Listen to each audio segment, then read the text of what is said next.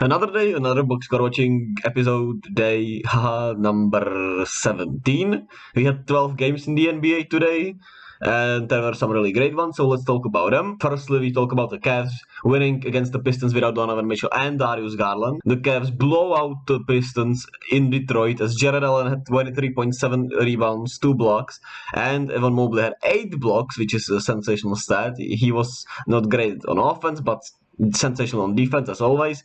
Caris LeVert contributed with 15, 6 and 6. Kevin Love off the bench with 21 points, 8 rebounds, 10 assists.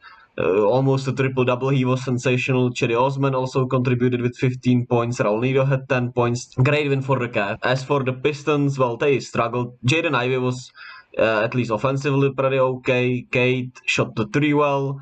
And I mean, not much more to say for them. Bojan Bogdanovic had his worst game of the season. We should point that one out. But it's just a bad game for them. They're a young team, that happens. Next up, we have the Pacers defeating the Heat. The frisky Pacers. My frisky Pacers. My League Pass team, the Pacers.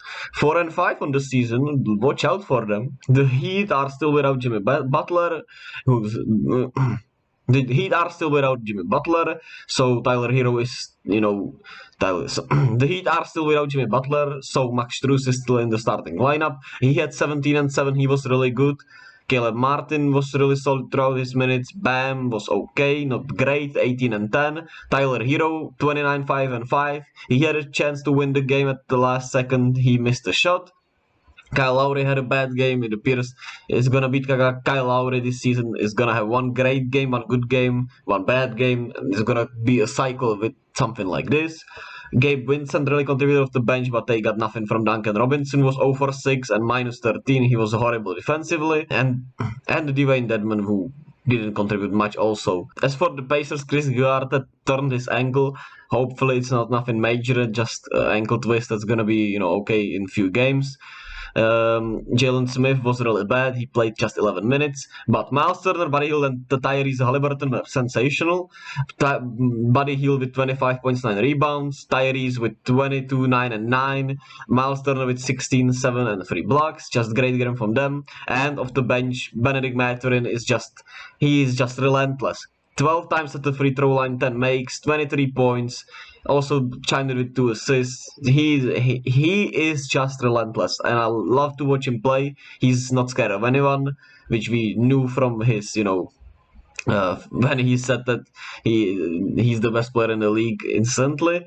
I really love that for him. He's, backing up his words, and otherwise the bench didn't contribute much offensively, but they played some solid defense, solid team ball, as TJ McConnell and Andrew Nembhard at least, contributed really well that way. Next up, as James Harden is recovering from his injury, that he's out for at least a month. The Knicks beat the Sixers without Embiid and Harden. It was a really good game from RJ Barrett. He had 22 points, 9 rebounds. He was really solid on both ends of the floor. Quentin Grimes was really bad as he started, so he didn't play that much. In the end, Mitchell Robinson also was really bad, so he played just 11 minutes.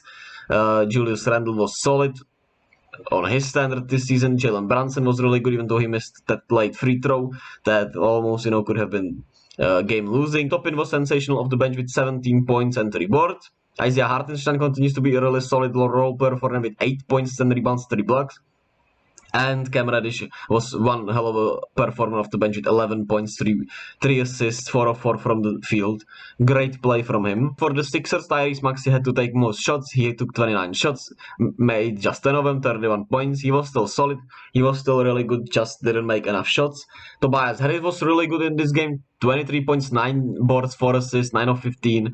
He was really good out there, which is good for the Sixers moving forward. Montrezl Harrell was also okay, 14 and 7. DeAnthony Melton struggled in his start, but he still contributed really well with 12 points, 5 rebounds, 9 assists. He just struggled shooting-wise. And the bench didn't give him much. That was the main issue really there. Next up, we have the Nets in their first game after the Kyrie suspension, blowing out the Wizards. The Wizards were hanging on for 2 quarters and a half, but then the Nets just took off. They couldn't, they defended pretty well today, and they were just lights out on offense. Nick Claxton continues to be really solid, 18 and 9, 9 of 10. He's been better than expected, I would say. Royce O'Neal, 13 points, 8 assists. KD had 28, 9, 11, and that nasty crossover, absolutely nasty crossover on Daniel Gafford, which was up. Oh, that was so good. Cam Thomas played 31 minutes, 17 points, 4 rebounds, 6 assists. Maybe he was right. Plus 36. Yuta Watanabe continues to be a really good player also. I want to give him a huge shout out. 14 points, 8 boards. And, well, everyone just had a feel-good game. They shot 55% from the field. Just, you're not beating that. And the Wizards really didn't have a good defense either, so to help themselves. Well, not much more to say about the Wizards. They, struggled really heavily. Porzingis had his worst game in a while. Kuzma, well, at least a better game from him. Even Bradley Beal was pretty okay. Their defense was just lackluster, and, well, they couldn't make shots really. They had 23% from the three-point line and 36% from the field, so you're not winning many games like this. Next up, we have the best game of the night for me. Celtics winning against the Bulls at home. The game was really back and forth. There were many runs on both sides. It was always the Celtics, getting up top most of the time. And then the Bulls coming back. It was really tight, close game. The Bulls just came up short. They just looked, they didn't have enough, they just didn't have enough in the end. DeMar DeRozan was sensational with 46 points, 3 rebounds, 5 assists, 2 steals, and a block. He was 22 times at the free throw line, made 20 of them. Sensational play. Patrick Williams, even though you can see improvements, he had one of his worst games. Nikola Vucevic had one of his best games though. He was 24 and 12. He made three straight three-pointers in the clutch. He's been better than expected, better than expected. Maybe the year in, the system, and what he needs to do for the Bulls team is finally settling in. He's been really good. Zach LaVine struggled. He was just 6 of 13, 2 of 6 from the field. And Ayo Dosunmu continues to be one of my favorite, young players to watch. He's just a joy. He gets to the ball fast, he gets to the rim fast, he knows his place, he knows his role, he is playing it solid. And, well, their bench didn't give him the great production that they got against Charlotte, so that was also an issue. As for the Celtics, Jaylen Brown didn't play really well offensively, and even defensively. This was mostly about the bench and Jason Tatum, who got to the free throw line 20 times to counter DeMar DeRozan. He had 36, 12, and 6, and it didn't feel like it. It felt like he was missing a lot of shots, which he was, but he got to the line, and that got him 36 points, and he was really good on defense, so it felt like it was an okay game for him, not a great game. His shot was just off today, and, well, most of the starting lineup was pretty off today, even though they shot well, but it just didn't feel right. Derek White made the clutch 3-pointers, which put them up 3 late in the game. Malcolm Brogdon was absolutely sensational. He was hitting some crazy shots, 25 points, 4 assists. He was really good. Sam Hauser continues to be one of the better surprises for them. He had 8 points, 2 of 4 from the 3-point line. So, good win for the Celtics. They're 5-3, looking good. Next up, we have the Grizzlies blowing out the Hornets. It appears for the Hornets that, what we expected from them finally kicked in. Kelly Oubre was horrible, even though he had 17 points. Well, everyone was horrible. Let's just not talk about him. Let's just not be negative. Give props to James Bouknight, who was really good. 7 of 10, 14 points, 5 assists, and he was not a negative in, 40-point blowout. So give him some props, and, well, Memphis just was great, even though Ja Morant didn't play his best game. Offensively, they just played really good team ball. Everyone contributed. They had 8 people in double digits. Just sensational, team game. Steven Adams had 19 boards, so huge shout out to them. They keep being really good. Next up, we have the Clippers winning at San Antonio, which was a better game than I expected, actually. Most of the game, it felt like the Spurs were in control, but in the end, the Clippers starters played really well, and they got back in the game just in time, and then they never looked back once they took the lead. Paul George was sensational. 11 of 16 from the field, 4 of 6 from the 3-point line, 32 points, 6 assists. Great on him. He's bounced back really heavily in these last 3 games. Ivica Zubac continues to be one of the, best centers in the league. If you want to, put it like that. He had 17 and 15 with 4 blocks. Sensational play from him. Reggie Jackson also chimed in with 14. Marcus Morris at 11. Norman Powell at 13. John Wall had one of his better games again, 27 minutes, 15, 3 and 6. So that was great to see for the Clippers. And the Spurs, well, as I said, they kept playing really well. Devin Vassell was sensational with 12 of 16, 29 points. Maybe he should have played a little more. Keldon Johnson struggled after, he has been sensational the last week. He had 16, 7 and 3, but I'm not worried about that overall. Well, and besides them, no one else really, contributed from the starting lineup except for Trey Jones, who had 18 points and 6 assists. He was really good, and the bench was also really good. Zach Collins hit 9, 7 and 2. Doug McDermott had 10 points, 2 3-pointers. They have a solid team, and they're really good, so good for them. Luka keeps his 30-plus point game streak going. He's now at 8, trailing only Wilt, obviously, and the Mavs defeat the Raptors. And, well, this was the first bad game I've seen from Gary Trent Jr. this year, like a really bad game. He had just 12 points. Scotty Barnes was also not great offensively. He struggled with his shot. He had a triple-double, though, 11, 11, and 10. He's been thriving in the point guard role while Fred VanVleet has been out. Pascal Siakam had 18, 7, and 6. He was not, sensational as he's been thus far this season, but he was still really good. OG Anunoby had 27, 7, and 5 steals. He's just one hell of a player. As I said, he should be in all defense. And it felt like the Mavs had this game under control the most of the game, and they didn't feel this close to me while I was watching it, but it was close. So there's that. Luka was toying with him. 35, 8 and 6, 3 steals, 1 block, 10 of 15 from the field. He had one of his better games from the 3-point line, which is good to see that it's starting to fall. Spencer Dinwiddie continues to be really solid, 21 and 7 assists. Christian Wood, 13 and 5. Just a solid game overall for the Mavs as they keep winning. Next up, we have the Warriors losing at the Pelicans as they rest 4 of their 5 starters, and the Pelicans get back Brandon Ingram. And it was actually a really solid game for my Warriors. Now you didn't expect anything from this game anyway. And well, Jonathan Kuminga was really solid. He had 18, 4 and 2, 2 steals, 1 block. He was defending well. He was blowing past by Zion. So I was happy to see that. There have been some positive signs to take from this game, except for Jordan Poole, who keeps struggling overall. But Moses Moody, Jonathan Kuminga, Anthony Lamb, and Ty Jerome are some hell of a positives that are gonna help us win more games and get on a run, hopefully, here soon. Well, as for the Pels, the main story is Larry Nance, who was absolutely sensational, 28 and 1. He was just unstoppable late, as we didn't have anyone tall enough for him, and he was in the right place at the right time. Brandon Ingram returned. He was really good, 26 points, 5 rebounds, 5 assists. Zion was not as good as I thought. He played just 27 minutes, 16 and 3, but it was enough from him. And CJ played some good minutes. Jose Alvarado was really good also. I gotta give him some props. He's one of the better role players. Trey Murphy was also really good. So the Pels are back on track. They got everyone healthier, and we'll see if they can take off from here, even though Jonas Valanciunas is also, well, they're getting at least overall healthier, I suppose. The Bucks stay undefeated. As I keep saying, they could go 15, maybe even 20 games if they keep rolling like this, as they beat the T-Wolves. Well, Giannis, 26, 14, and 11. He was sensational on defense, even though he didn't shoot particularly well.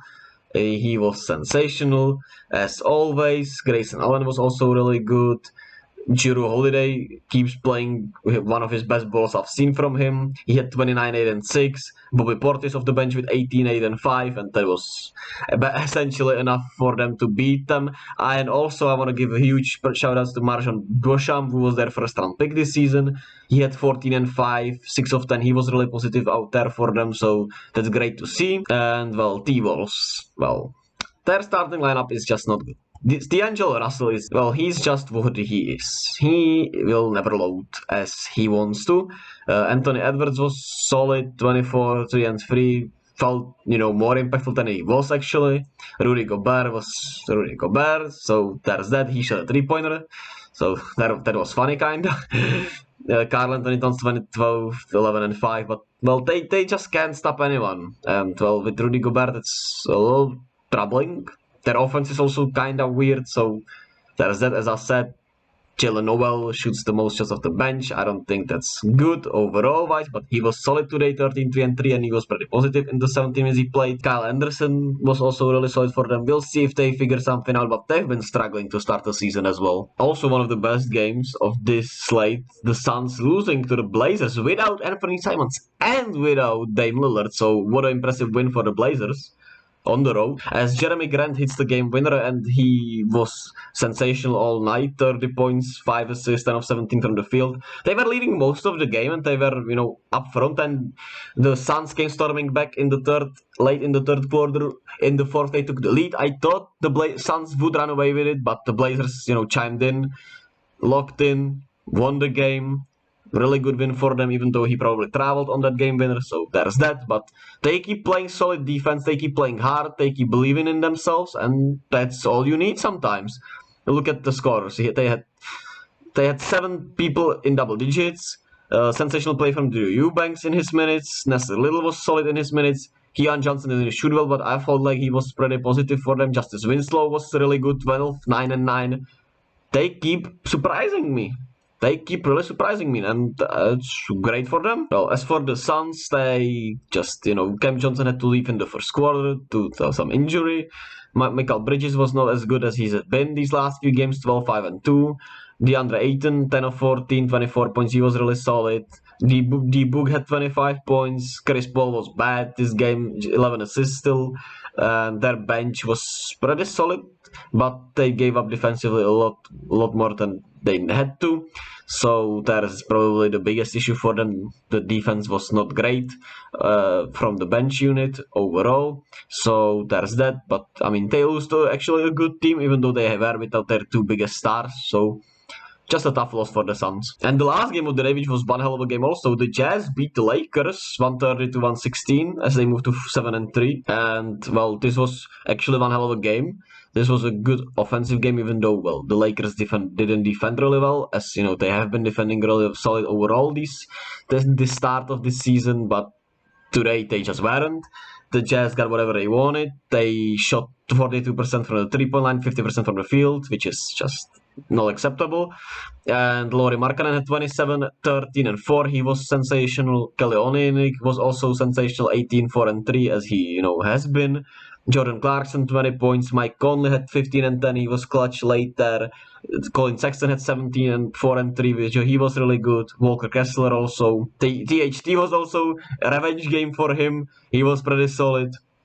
The Utah just keep being a really good team. We'll see where it, how it turns out for them throughout the season. And it's a really good story for the NBA so far. As for the Lakers, well, the biggest problem for them was the starter unit. As Russell Westbrook was sensational off the bench, he brought them but he brought them back in the game with his minutes. He had 26, 3 and 6 with 4 turnovers, but he was sensational, 3 of 5 from the 3-point line.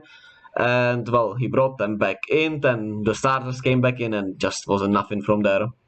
Anthony Davis had 22 and 8, but he had 20 points in the first half, then just 2 points in the second half. That's not solid.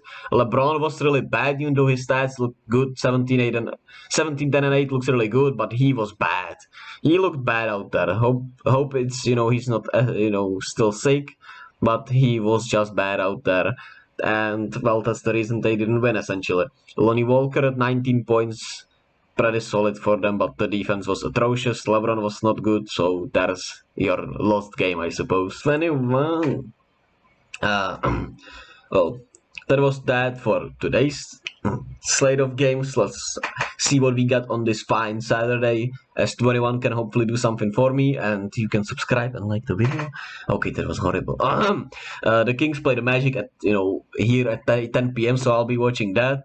Then the Nets against the Hornets could be fine. Pelicans Hawks should be good. Celtics Knicks should be also good. The Bucks continue to hope keep their undefeated streak. Suns Blazers again. Some solid games. We'll see how it goes. Not that many games as today. Today's was a long slate. Hope you have a wonderful, blessed day. If anyone ever sees this part, keep going. You got this. And I'll see you all tomorrow with another BoxScore Watching episode.